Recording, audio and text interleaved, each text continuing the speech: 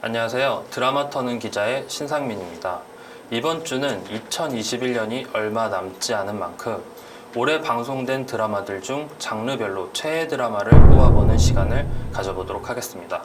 우선 스릴러 부분입니다. 올해 스릴러 중에는 기억에 남는 두 작품이 있습니다. 마우스와 괴물입니다. 두 작품 중 한 작품만 꼽기가 어려울 만큼 두 작품 모두 스릴러 장르의 맛을 제대로 살렸습니다. 마우스는 뒤통수를 몇 번이나 얻어맞아 얼얼하게 만드는 작품입니다. 피가 나오는 작품을 싫어하는 분들은 첫 회부터 보기가 쉽지 않을 겁니다. 드라마가 던지는 메시지 또한 강렬합니다. 환경이 살인자를 만드는 것인지 아니면 태생부터 살인 본능이 내재되어 있는 건지 이에 대한 물음을 던지는 드라마입니다.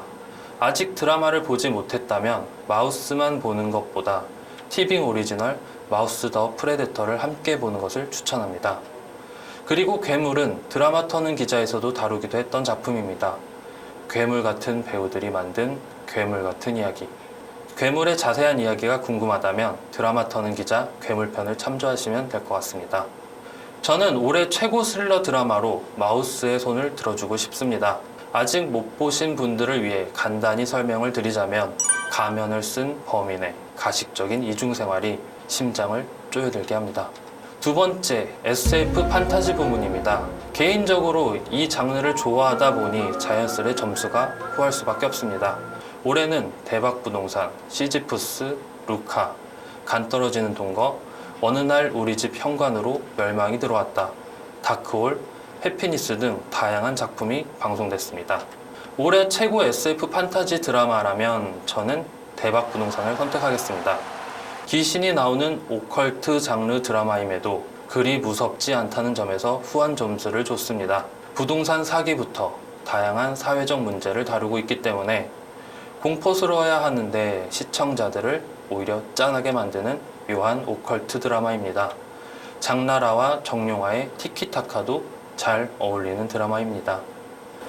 올해 코미디 드라마는 누가 뭐래도 원더우먼이 아닐까 싶습니다. 원더우먼은 이한이로 시작해 이한이로 끝난다 해도 좋을 만큼 이한이의 비중이 높습니다. 워낙 이한이가 다양한 작품을 통해 코믹 연기를 보여준 만큼 믿고 볼만했습니다. 방송 초반에만 해도 이한이가 자신의 연기를 자가복제한다는 비판도 있었지만 시청률 면에서도 화제성에서도 성공을 했습니다. 고구마 없고 사이다 전개로 속 시원한 웃음을 주는 그런 드라마가 바로 원더우먼입니다. 다음 장르는 멜로입니다. 멜로 드라마 하면 가장 먼저 떠오른 올해 드라마가 있습니다. 바로 5월의 청춘입니다. 5월의 청춘은 1980년 5.18 광주 민주화 운동을 배경으로 한 드라마입니다. 한국 현대사의 아픈 사건을 다루고 있지만 정치적 배경보다는 혼란스러운 시기에 휘말린 남녀의 사랑 이야기에 집중을 합니다. 80년대의 올드한 분위기, 혼란스러운 사회상, 진한 여운을 남기는 결말까지 가슴 아린 멜로 감성이 필요하다면 5월의 청춘이 딱입니다. 액션 장르 드라마에서는 모범택시, 빈센조, 검은태양 이 세 작품이 박빙입니다. 모범택시는 사적 복수를 하는 택시 운전사의 이야기를 다룬 작품입니다. 우리가 뉴스를 통해 접한 범죄를 모티브로 한 만큼 현실에서 느낄 수 없는 통쾌함과 액션의 맛을 느낄 수 있는 작품입니다. 빈센조의 경우 코믹과 액션이 어우러진 드라마입니다.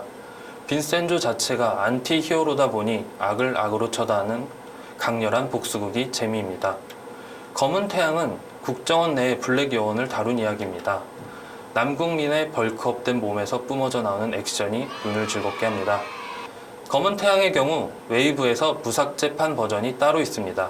이왕이면 무삭제 버전을 보시는 게 액션의 맛을 느끼기에 좋을 듯 싶습니다. 세 작품 중 올해 최고 액션 드라마로 검은 태양을 꼽겠습니다. 검은 태양과 프리퀄 메비우스 검은 태양까지 보고 나면 검은 태양 이야기에 푹 빠지게 될 겁니다. 요원, 첩보, 맨손 격투, 총기 등 액션 장르의 온갖 요소가 한 드라마에 모두 담겨 있습니다. 이제는 하나의 장르가 된 막장. 보통 막장 드라마 하면 아침 드라마, 일일 드라마였지만 올해는 펜트하우스라는 작품이 막장의 끝을 달렸습니다. 죽었다 살아나는 캐릭터 부활 드라마, 살인, 사기, 폭력, 온갖 범죄 행위가 난무하는 드라마. 온갖 오명을 뒤집어 썼습니다. 그럼에도 높은 시청률을 기록하며 사랑과 욕을 동시에 받은 작품입니다. 반면 사람 냄새 가득한 내용으로 올해 시청자들의 가슴을 따뜻하게 만든 작품도 있습니다. 바로 슬기로운 의사생활입니다. 스리생 시즌2는 시즌1에 이어 사람 냄새 가득하고 가슴이 따뜻해지는 에피소드로 많은 사랑을 받았습니다. 그리고 구구즈의 남다른 케미가 이들을 보고 있는 것만으로도 웃음이 절로 나게 만들었습니다. 마지막 장르는 사극입니다. 한동안 사극 제작이 뜸했지만 올해만큼은 사극이 풍년이었습니다. 퓨전 사극 제작이 줄을 이뤘지만 정통 사극도 부활을 했습니다. 달이 뜨는 강, 연모, 오솜의 붉은 끝동, 홍청기, 어사와 조이, 보쌈 등이 있었습니다. 개인적으로는 사극 장르를 챙겨볼 만큼 좋아하는 장르가 아닙니다. 그럼에도 올해 흥미롭게 보게 된 사극이 있습니다. 바로 보쌈입니다. 보쌈이라는 소재가 초반에 등장하지만 결국 권력 암투로 이어지는 전형적인 스토리입니다. 그런데도 보다 보니 어느 순간 정주행하게 되는 묘한 매력의 사극이었습니다. 올해만 대략 80여 편의 드라마가 방송이 됐습니다. 여기에 OTT 오리지널 드라마 등을 더하면 1년에 100여 편의 드라마가 제작되고 시청자들을 만난 셈입니다.